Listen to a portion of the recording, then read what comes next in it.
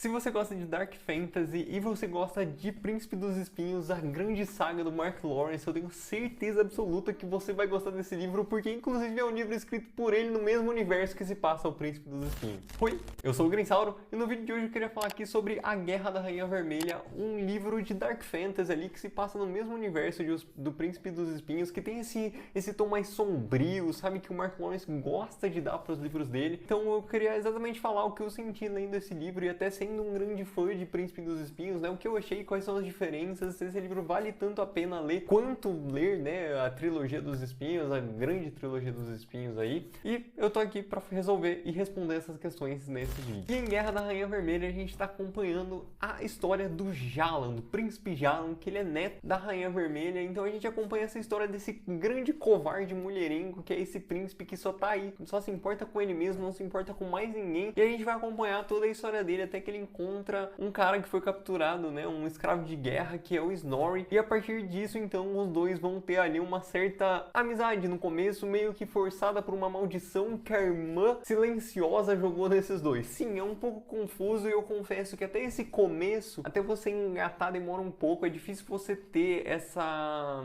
É difícil você se relacionar com o personagem do Príncipe Jalan, sabe? Ele não é uma pessoa muito relacionável, ele não é uma pessoa tão caricata, tão... Tudo bem que o Príncipe Jorg de Príncipe dos Espinhos também não é caricato, mas enfim, se você leu o Príncipe dos Espinhos, você sabe que você se apega muito mais com a história do Príncipe Jorg pelo todo o sofrimento que ele teve, tá? E eu queria dizer também que tanto essa história quanto a história do Príncipe dos Espinhos, né, tanto essa Prince of Fools e Prince of Thorns, né, eles levam um pouco nesse primeiro livro a mesma ideia, que é uma ideia de vingança. No caso do Príncipe dos Espinhos, a gente tem a vingança do Príncipe Jorg, e nesse caso, na Guerra da Rainha Vermelha, a gente tem a vingança do Snorri, que tá indo atrás do norte, né, tá indo para o norte, onde a família dele habitava, porque a família dele tinha sido atacada pelo Quebra-Remos, que era um bárbaro ali da região, então ele tá buscando vingança contra esse cara, né, e a história vai ser basicamente isso. Os dois são obrigados a ficar juntos por conta dessa maldição e eles vão percorrer todo esse trajeto tentando primeiro se libertar, né, dessa coisa jogada neles pela irmã silenciosa,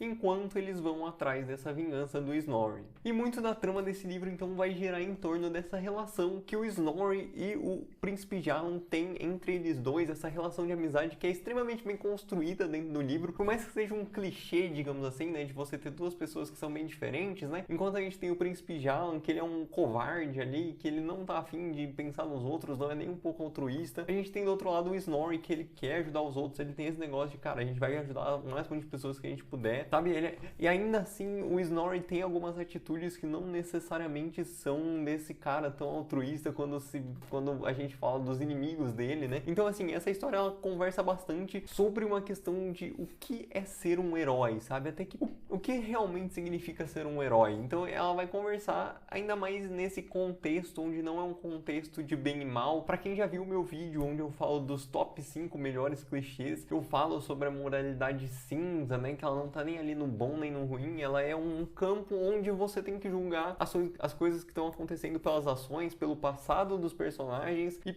pelo possível futuro que eles vão ter. Então, assim, eu gosto bastante desse tipo de dilema e é bem legal ver isso sendo trazido para esse livro, né, que é uma alta fantasia. Assim como no outro livro também, ele traz muito mesmo esse tema com a história do Príncipe Jorg. Eu pretendo fazer um vídeo no futuro, então não vou me delongar muito aqui sobre a história de Príncipe dos Espinhos, então espere para a cena dos próximos capítulos. Então já aproveita e se inscreve aí no canal para não perder esses vídeos sobre a trilogia dos Espinhos. E no geral, esse livro é um livro muito bom, ele não é um livro excepcional de fantasia, mas ele é um livro que ele vai te divertir bastante nas suas horas aí que você tiver para ler. Ele é um livro relativamente rápido de ler, por mais que eu tenha achado que ele demora assim para engatar, até a gente ter ali a história do Snorri, deles dois se juntarem, né? Pelo que eu comentei que é difícil você se apegar ao Príncipe Jalan no começo, eu acho que esse é o único ponto que eu realmente vejo como ruim nessa história, que é essa passada um pouco mais devagar, sabe? Mas no fim acaba escalando como a maioria dos livros de fantasia, como aquela ideia mesmo do RPG, que eu sempre comento que vários livros têm aqui, de você começar com quests menores e você ir expandindo essas quests até que você chega em todo o background, sabe, em toda uma profundidade de história, de world building, assim, insana, e é exatamente para onde esse livro quer chegar. A gente tem uma mistura também de religiões, a gente traz um pouco de coisas nórdicas, a gente traz também questões bíblicas da parte católica, assim, então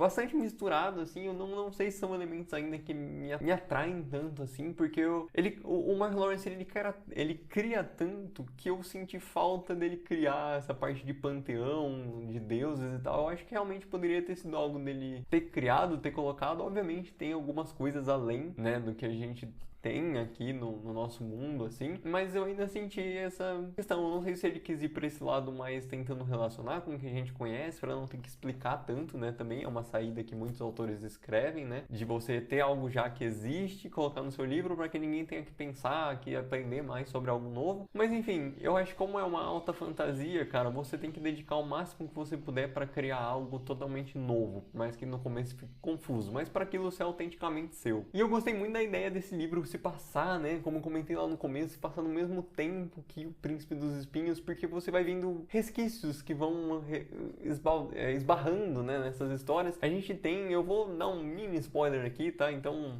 né, mas a gente tem sim a presença do Príncipe Jorg na Guerra da Rainha Vermelha. É bem interessante ver o momento em que o Príncipe Jorg aparece, então é bem legal. Se você já leu O Príncipe dos Espinhos, né, vai ser bem interessante rever esses personagens numa outra ótica, digamos assim. E aproveita e deixa nos comentários se você prefere mais o Príncipe Jalan ou o Príncipe Jorg, né, se você já leu essas duas obras. E eu acho que é isso que eu tinha pra falar hoje pra vocês. Não se esquece de curtir esse vídeo, de comentar, que ajuda bastante no crescimento do canal. Se inscreve também para acompanhar os próximos lançamentos que a gente vai ter aqui.